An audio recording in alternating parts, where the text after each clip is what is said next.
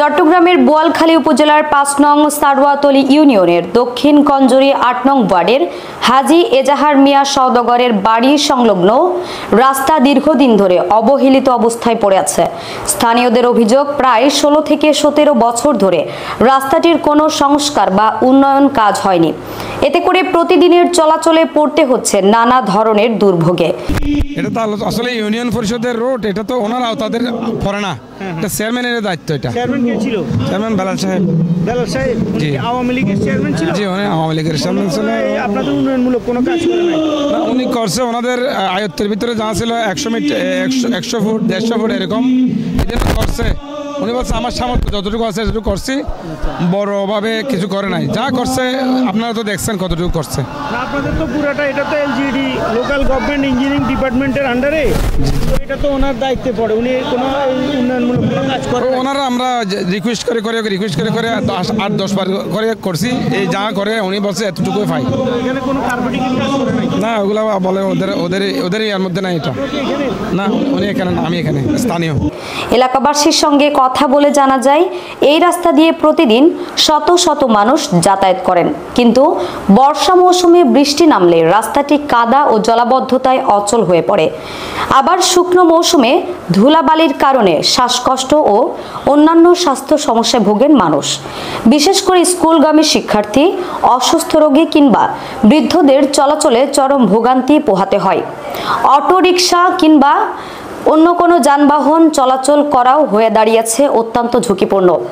এলাকার বাসিন্দারা অভিযোগ করে বলেন, জনপ্রতিনিধিরা নির্বাচনের আগে রাস্তাটি সংস্কারের প্রতিশ্রুতি দিলেও নির্বাচনের পর আর কোনো খোঁজ খবর নেননি।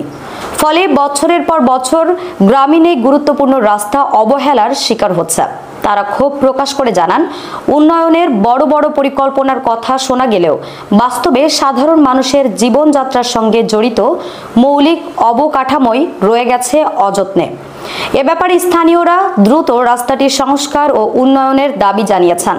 তাদের আশা, সংশ্লিষ্ট কর্তৃপক্ষ দ্রুত কার্যকর পদক্ষেপ নেবে, যাতে দীর্ঘদিনের এই দুর্ভোগ থেকে তারা মুক্তি পেতে পারে। 17টি বছর এখানের মানুষ ছিল নির্যাতিত, নিপীড়িত, অবহেলিত। আজকে বীরচন্ডলা টিভির প্রতিবেদনে উঠে এসেছে যে এখানে যারা দায়িত্বরত ছিল তারা এই এলাকার মানুষকে আসলে অনেক কষ্ট দিয়েছে। এখানে প্রায় 10,000 উপরে জনগণ বসবাস করে। আপনার ছোট ছোট বাচ্চা আছে, মা বোনদের যখন অসুস্থ হয় তখন একটা অ্যাম্বুলেন্স দিতে পারতেছে না, একটা ছেলে স্কুলে যেতে পারতেছে না, একটা গর্ভবতী মা অ্যাম্বুলেন্সে করে ডাক্তারের কাছে যেতে পারতেছে না। তাই আপনার মাধ্যমে জানতে চাচ্ছি যে আমরা এই রাস্তার কাজ চাচ্ছেন কিনা?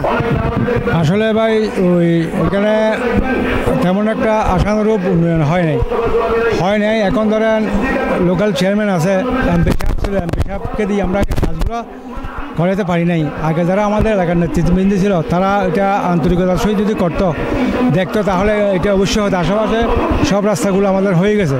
তো চেয়ারম্যান সাহেব, আমাদের বর্তমান যে চেয়ারম্যান সাহেব প্রতি বছর যেমন এই বছর দিয়েছে 2 লাখ টাকা, আগের বছর 2 লাখ টাকা দিয়ে একটু খুঁজে আসছে।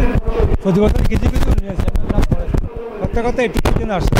এখন কিন্তু এদিকে আরও প্রায় 1 কিলোমিটার রাস্তা রয়ে গেছে। এইগুলা ওই এমপি সাহেবের বরাদ্দ ছাড়া এত বড় 3-4 কোটি একটা কাজ লোকাল চেয়ারম্যানের সম্ভব না। কিন্তু আমাদের এখানে যেমন আমার এলাকার এই সারওয়াতলী গ্রামের এই বিলুরি মাতা এমপি ছিল মনিরুদ্দিন খান বাদল।